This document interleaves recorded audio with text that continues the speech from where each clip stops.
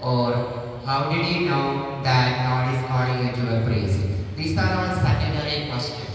But the primary question is that which event from the life of Jesus inspired you to become a priest?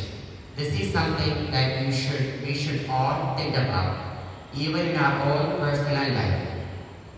യേശുവിൻ്റെ ജീവിതത്തിലെ ഏത് നിമിഷമാണ് നമ്മളെ പൗരോഹിത്യത്തിലേക്ക് ചേർത്തത്, അല്ലെങ്കിൽ പൗരോഹിത്യത്തിലേക്ക് നമ്മളെ പ്രേരിപ്പിച്ചത്? സുവിശേഷ ഭാഗത്ത് ഏത് യേശുവിൻ്റെ ജീവിതത്തിലെ ഏതാണ് നിങ്ങളെ സുവിശേഷത്തിലെ നിങ്ങളെ പൗരോഹിത്യത്തിലേക്ക് ആകർഷിച്ചത്, കൂടുതൽ ആഗ്രഹിപ്പിച്ചത്? അപ്പൊ ഇതിന് ഉത്തരമില്ലെങ്കിൽ ഈ 3 വർഷത്തിനകത്ത് നിങ്ങൾക്ക് ഇതിന് ഉത്തരം കാണും. കാരണം ഇതാണ് ഏറ്റവും പ്രധാനപ്പെട്ട ചോദ്യം. കാരണം പുരോഹിതന്റെ മറ്റൊരു വാക്കാണ് ഇൻ പെർസോണ ക്രിസ്റ്റി, ലാറ്റിൻ്റെ. അതിൻ്റെ അർത്ഥം ക്രിസ്തുവിനെ അലങ്കരിക്കുക, to be dressed or to act in person of Christ. അപ്പോൾ നിങ്ങൾ പുരോഹിതനല്ലേ? പുരോഹിതനാണെന്ന് വെച്ചാൽ ക്രിസ്തുവിനെ പോലെ ആവാം. അപ്പോൾ ക്രിസ്തുവിൻ്റെ ജീവിതത്തിലെ ഏത് അനുഭവമാണ് നിങ്ങളെ പ്രേരിപ്പിക്കണമെന്ന് നിങ്ങൾ ചിന്തിക്കണം. നിങ്ങൾ പേഴ്സണൽ പ്രാർത്ഥനയിലും കോമണായിട്ട് പ്രാർത്ഥിക്കുമ്പോഴും വിശുദ്ധ കുർബാനയിലും സുവിശേഷമൊക്കെ വായിക്കുമ്പോൾ ഇതാണ് എൻ്റെ ഏറ്റവും കൂടുതൽ, ഈ ഭാഗമാണ് എനിക്ക് ഈശോയുടെ ഈ ഭാഗമാണ് ഞാൻ കൂടുതൽ ആഗ്രഹിക്കുന്നത്. ഈ ചോദ്യം എന്നോട് ചോദിക്കുകയാണെങ്കിൽ ഞാൻ തുടക്കത്തിൽ വായിച്ച സുവിശേഷ ഭാഗമാണ് ഞാൻ പറയാം. അതായത് മത്തായി അധ്യായം 14 വാക്യം 23. അവൻ ജനക്കൂട്ടത്തെ പിരിച്ചുവിട്ടതിന് ശേഷം ഏകാന്തതയിൽ പ്രാർത്ഥിക്കാൻ മലമുകളിലേക്ക് കയറി. രാത്രിയായപ്പോൾ അവൻ അവിടെ തനിച്ചായിരുന്നു. ഈ വചനത്തിൽ നിന്ന് എന്നെ 3 കാര്യങ്ങളാണ് എനിക്ക് ഈശോയെ ഏറ്റവും ഇഷ്ടപ്പെട്ടത്. ഒന്നാമതായിട്ട് നിർബന്ധിച്ച് പിരിച്ചുവിട്ടു എന്നുള്ളതാണ്.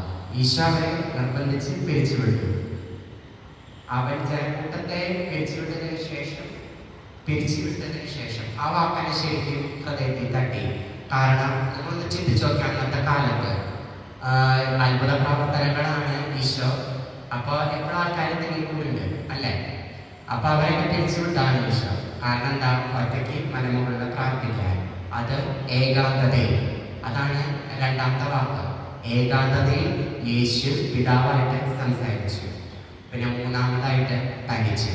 അപ്പോൾ എൻ്റെ ജീവിതത്തിൽ പലപ്പോഴും ഞാൻ വളർന്ന സാഹചര്യത്തിൽ പോലും ഭയങ്കര തിരക്കുള്ള ദിവസമാണെങ്കിൽ പോലും ഇടക്കിടക്ക് ഞാൻ എൻ്റെ മുറിയിൽ പോയിട്ട് സുവിശേഷത്തിൽ പറയണ പോലെ കഥ കടച്ച് കുറച്ചേരം പ്രാർത്ഥിക്കുമ്പോൾ ഭയങ്കര ആശ്വാസം കിട്ടും. ഭൗതികമായിട്ടല്ല, ആത്മീയമായിട്ടാണ് മെയിനായിട്ട്. കാരണം ജീവിതത്തിൻ്റെ തിരക്കുകളും സെമിനാരി പഠനത്തിൻ്റെ ഇടയിലൊക്കെ കുറച്ച് സമയം വിശുദ്ധതയിൽ വേണമെന്നുണ്ട്.